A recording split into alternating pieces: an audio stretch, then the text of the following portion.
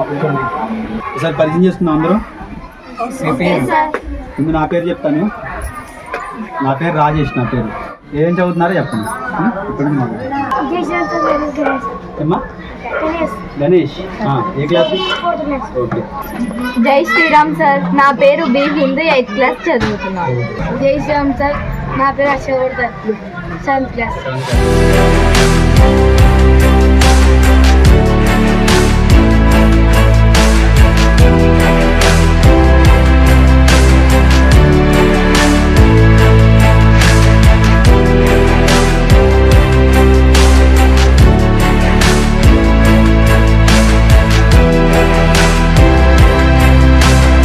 మేము ప్రతిరోజు బాల సంస్కార కేంద్రానికి రాము. అప్పుడప్పుడు వస్తామన్న వాళ్ళు ఎవరి చేతులు ఎత్తండి.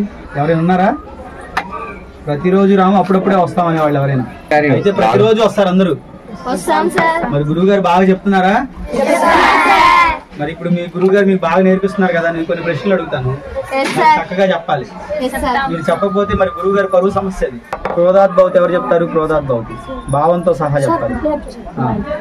క్రోధాద్భవతి సమోహ సమోహతు విద్రోహ బుద్ధినాశో బుద్ధినాశతు ప్రణశతి. భావం కోపం వలన మోహం కలుగుతుంది. మోహం వలన జ్ఞాపశక్తి నశిస్తుంది. దాని వలన మనిషి చివరికి పతనమైపోతాడు. మీరు చెప్తున్నారు కదా శ్లోకాలు. ఈ శ్లోకాలు ఎందులో శ్లోకాలు మీకు తెలుసా? భగవద్గీత ఎవరు చెప్పారు? ఎవరికి చెప్పారు? అర్జునుడు ఏం చెప్తే అప్పుడు ఆయన భగవద్గీత చెప్పారు. ఆయన తెలుసా ఎవరికైనా? అమ్మా వెనకడుగు వేయడం అంటే అర్జునుడు ఓడిపోతానని భయపడలా. అర్జునుడు ఎవరితో పోరాటం చేశాడు? వాళ్ళ అన్నదమ్ములతో, తాతలతో, గురువులతో, స్నేహితులతో, వీళ్ళతో యుద్ధం చేశాడు. మరి స్నేహితులతో ఇప్పుడు మనకి ఏదైనా కొట్లాట ఉందనుకో, మరి ఎదురుగా మన అన్న, మన తండ్రి, తల్లి ఉన్నారనుకో, మనం కొట్లాడతామా? అర్జునుడు భయపడలే, ఓడిపోతానని భయపడలా. సొంత వాళ్ళ మీద యుద్ధం చేయాలని ఆలోచన చేశారన్నమాట. అయితే శ్రీకృష్ణ భగవానుడు ఏం చెప్పాడంటే, అధర్మంగా వెళ్ళేటప్పుడు ఎవరికైనా ఎదురుగా వెళ్ళాలి. మన ధర్మం కోసం నిలబడ్డప్పుడు అవతల వాళ్ళు మన సొంత వాళ్ళైనా బయట వాళ్ళైనా మనకు ధర్మమే ముఖ్యం. కాబట్టి ఆ ధర్మంగా యుద్ధం చేయాలనే ఉద్దేశంతో అతను ఆ ప్రేరణ కలిగించడం కోసం భగవద్గీతని చెప్పారు.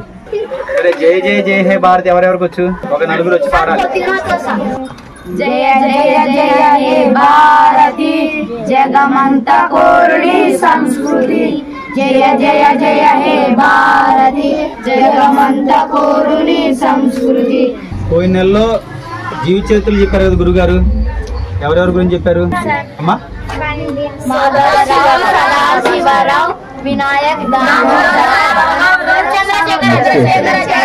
నాలుగో పేరు సంభాజీ మహారాజ్. మహాశివరాత్రికి లింగాష్టకం పాడారు అందరూ. లింగాష్టకం ఎవరు బాగా పాడతారు చెప్పండి? ఆడపిల్లల నుంచి ఇద్దరు, మగ పిల్లల నుంచి ఇద్దరు. మీ